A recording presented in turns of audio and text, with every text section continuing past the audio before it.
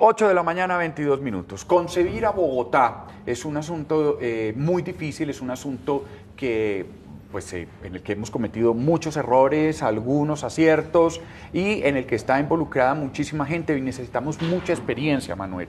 De hecho, hay una gran reunión de secretarios de planeación que han pasado por esa cartera así en el tiempo y pues que se está discutiendo eso, la concepción en general de Bogotá. Y en la Sociedad de Mejoras y Ornato de Bogotá, que es una entidad que trabaja por, digamos, acompañar todas estas proyectos y todas estas situaciones, pues está incluso muy próxima a entregar también un premio muy importante, que es el Gonzalo Jiménez de Quesada. Sí. Y aquí nos acompaña precisamente el doctor Carlos Roberto Pombo Urdaneta. Sí, presidente de la Sociedad de Ornato y Mejoras de Bogotá. Doctor, ¿cómo está?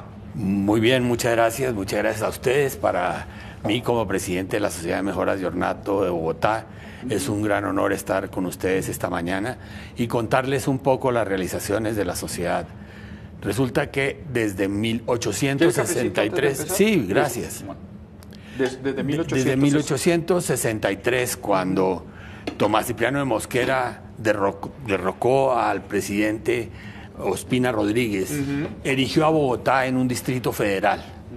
Y al haberlo erigido en Distrito Federal... ¿Repite la fecha? 1861 realmente sí. Pero la elección de Bogotá es 1863 como Distrito Federal.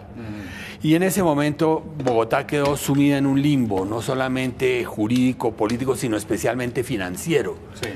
Entonces un grupo de ciudadanos filántropos, podríamos llamar cachacos, se dieron a la tarea de suplir de alguna manera las necesidades que tenía, las enormes necesidades que tenía Bogotá en ese momento, especialmente en temas de aseo, de higiene, de basuras, sí, y algo de ornato, de allí viene ese nombre. Sí.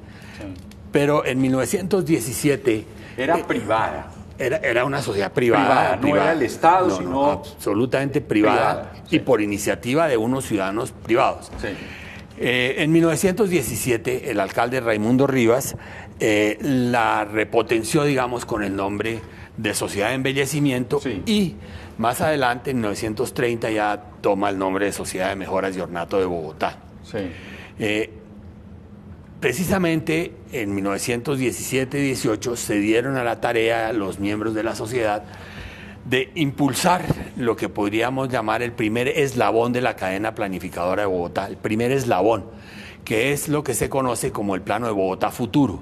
Es, entre comillas, el POT de ese momento. Es por eso que la sociedad tiene que estar presente en estos momentos en donde la ciudad tiene que... Que se está definiendo un nuevo POT que entonces no se ha podido lanzar un POT. Se presentó, no se ha podido hacer. Por eso, años. Pero no tenemos nuevo POT hace ¿cuántos años? ¿12? 12 años. 12 años, no tenemos POT. El último es 2001, tal vez. El primero, que se llama POT, porque antes se llamaban Plan de Desarrollo, otros nombres un poco más rimbombantes como Plan Integral de Desarrollo Económico y Social del Distrito Federal de Bogotá. Pero POT viene desde el 2000 con el decreto 619, precisamente el alcalde Peñalosa, y tuvo dos modificaciones. La última fue en el 2004 fue el decreto 190, sí, que es el que hoy nos rige. Pero eso es muy importante porque es el concepto de ciudad básica, ¿no? Claro. ¿Qué queremos con la ciudad? Un plan de ordenamiento, pues se le ha llamado la ruta o la hoja de ruta de la ciudad. Sin embargo, pues eso ha tenido sus idas y venidas. Voy a comentar una anécdota primero. En 1964, la casa del Museo del Chicó, que hoy es de la Sociedad, sí, de Mejoras de Ornato, y un parque maravilloso, 3.5 hectáreas, fue un legado de doña Mercedes Sierra de Pérez. Sí. Pero en esa casa, que perteneció a Antonio José Ricaurte, se llevaron a cabo las primeras conversaciones, o como se quiera llamar, casi que de manera clandestina, con Antonio Nariño. Ricaurte fue el abogado de Antonio Nariño en la defensa de la publicación de los derechos del hombre y, sí, del ciudadano. Eran las afueras de la ciudad. Era muy, muy lejos de la ciudad. Y posteriormente, ellos eran concuñados, además. Una hija de Nariño se casa con el hijo de Ricaurte y ahí posteriormente doña Isabel Nariño Ricaurte casa con un señor Saiz, y Saiz Nariño le vende la casa a don Pepe Sierra. Sí. Y don Pepe Sierra, a don Pepe la hereda doña Mercedes y la recibe la Sociedad de Mejoras de Ornato como un legado. Esto es muy importante porque una de las tareas que estamos haciendo, independientemente de los grandes estudios que hacemos, etc., es un tema que llamamos construcción de civilidad. ¿Y por qué esto? Porque en esa casa, cuando se traducen los derechos del hombre y del ciudadano, fue ahí donde ahí Nariño hacía unas tertulias que se llamó el Arcano Filantrópico. Claro, ahí no se publicaron, sino que tuvieron que venir a la imprenta de propiedad de Nariño. Y aquí los publica, ya aquí en Bogotá propiamente dicho. Es que la traducción de los derechos del hombre es la respuesta al grito de igualdad, libertad, fraternidad de la Revolución Francesa. Libertad e igualdad son dos temas que están pues claramente establecidos, pero la fraternidad es un tema fundamental que hoy hemos olvidado los ciudadanos. Es por eso que la civilidad hace la remembranza de la fraternidad. Esto pues de alguna manera tiene que ver con el gran esfuerzo que hizo el profesor Mockus con la cultura ciudadana, pero la civilidad tiene algunas diferencias, entre otras que civilidad es promovida por el sector privado, mientras que la ciudadanía es promovido por el sector público, porque ciudadanía es la relación armónica, la relación entre una organización jurídicamente política y un individuo. En cambio, la civilidad es la relación armónica entre ciudadanos. Doctor Roberto, ¿qué es lo que busca cuando ustedes, celebrando los 50 años de planeación de Bogotá, de la Secretaría de Planeación, qué se busca con reunir todos esos conceptos y que viene liderando la Sociedad de Mejoración y Ornato? Bueno, el tema es muy interesante porque hace 50 años, con el decreto 3133, se transformó lo que era la Oficina de Urbanismo, la Oficina de Planificación, en el Departamento Administrativo de Planeación Distrital. Es decir, hace 50 años se está haciendo planeación con este modelo. Entonces, reunir a los exsecretarios y exdirectores vivos, pues es una magnífica oportunidad, no solo para mirar cómo era la ciudad cuando ellos se encontraron, qué lograron hacer durante su gestión, sino cómo miran hoy ellos el futuro de la ciudad. Es una magnífica oportunidad para tener un recuento de lo que es la planeación. Sí, el futuro de la ciudad, pensando además en que sea sostenible, ¿sí? Temas tan cruciales como hacia dónde vamos a crecer, qué es lo que está pasando con los municipios vecinos, qué relación tenemos con los municipios vecinos, por ejemplo, que es una de las grandes preocupaciones. Es un tema fundamental y pues valga la oportunidad, en el 2016 y en el 2017 nos dimos a la tarea de conocer con algún grado de certeza cuántos éramos y cuál era la proyección de la población de Bogotá. Mire, es que los planes de ordenamiento territorial se equivocan cuando hay malas proyecciones. Voy a poner dos ejemplos.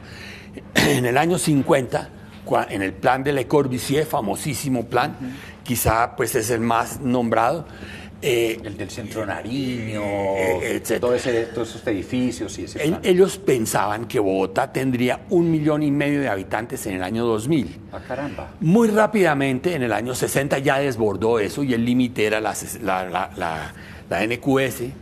Y pues en el 36 ya teníamos la Universidad Nacional abajo de la NQS.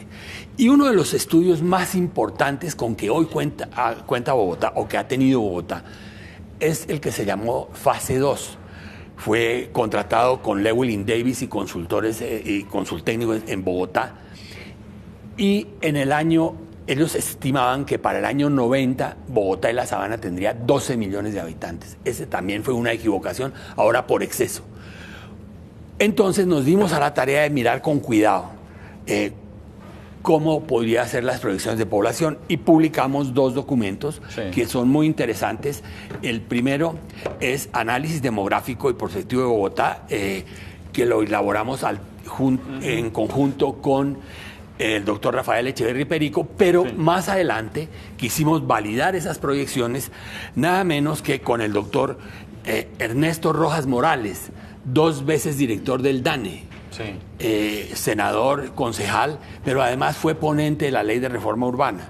Y el doctor Álvaro Pachón Morales, es un PhD en Harvard, que ha sido de los demógrafos más importantes. Y las cifras nos daban un poco menos de lo que está proyectando la administración. Eso no lo confirman los resultados del censo. Claro. Puede que el censo tenga indudablemente algunos errores, pero indudablemente el censo es la fuente mayor de información de cuántos seremos. Entonces, si las proyecciones de población de Bogotá no son tan grandes como las estimadas, pues tendremos una visión diferente, no solamente de Bogotá, sino de los municipios aferentes a la ciudad. Visión en todo sentido. ¿Qué vamos a hacer con el transporte? ¿Qué tipo de presupuesto vamos a qué lo vamos a destinar? ¿Cómo vamos a distribuir ¿cómo se llama esto? El transporte, pues, ¿qué tipo de transporte vamos a usar? El premio Gonzalo Jiménez de Quesada. Termino un momentico con lo anterior. Es que si ya no tenemos una problemática tan grande de crecimiento de la ciudad como estaba en los años 70, yo tuve la oportunidad de ser director de planeación en el año 74, 75, veíamos que la ciudad crecía cada día. Y era alarmante. Hoy, cuando eso disminuye significativamente, el tema no es cuantitativo, el tema es cualitativo. Ajá. Cómo mejorar la calidad de la ciudad que hoy tenemos. Ese es un tema fundamental. Y eso nos va a dar una apropiación de la ciudad mucho más importante. Es una visión diferente de la planeación hacia el futuro. Respecto del premio Mauricio. Desde 1938, cuando se produjo el 4º centenario, por mandato de la ciudad, la Sociedad de Mejoras y Ornato entrega el premio Gonzalo Jiménez de Quesada. Quizás es el premio la distinción más importante a un bogotano. Llevamos 80 años entregando el premio Gonzalo Jiménez de Quesada. Y este año, el 4 de diciembre, vamos a entregar el premio. Esperamos que nos acompañe. 4 de diciembre. El 4 de diciembre. ¿Qué tipo de entidades, de personas pueden participar o se harían merecedoras a ese premio? Bueno, la metodología es que los ciudadanos y la Junta postulan los candidatos, la Junta Directiva hace un pequeño filtro y la Asamblea escoge los... Pero ¿son candidatos yo, persona o yo, organización? Bueno, entonces, generalmente se ha entregado a una persona o a una organización. Este año, por cumplirse los 480 años y ser el 80º premio que entregamos, la Junta resolvió abrir en 3 o 4 categorías. Primera categoría, el tema ambiental, el tema de liderazgo, el tema de participación, muy importante, el tema de educación y el tema de divulgación. O sea, son 5 categorías para el premio Gonzalo Jiménez de Quesada. Esperemos que estén allí los más importantes en cada una de estas áreas. Todavía no se conocen los nombres. Los nombres, pues algunos sí se conocen, por supuesto, pero por ejemplo, el tema ambiental está el doctor Julio Carrizosa Omaña, que indudablemente pues es, digamos, el decano de los ambientalistas, es el hombre más importante en estas materias. Entonces, fíjense que la Sociedad de Mejoras y Ornato no es la que se encarga simplemente de que una fuentecita esté bien, de que el museo del chico esté bien. Sí, o por ejemplo, de que la fuente o de que el parquecito del arbolito lo cambien o no lo cambien. Es mucho más allá, es mucho más profunda, con evaluación de datos del censo, con proyecciones al futuro, participación y aportes en el plan de ordenamiento territorial, el concepto general de ciudad. Hace parte de la misma historia de Bogotá. Exactamente, y parte de la misma historia de Bogotá. Carlos Roberto Pombo Urdaneta, presidente de la Sociedad de Ornato y Mejoras de Bogotá, muchísimas gracias. Muchas gracias a ustedes. Bienvenido siempre. Muy agradecido, cuando me inviten aquí estaré. Pues está fascinante esa conversación. Sí. Claro que sí, 6:36, ya volvemos.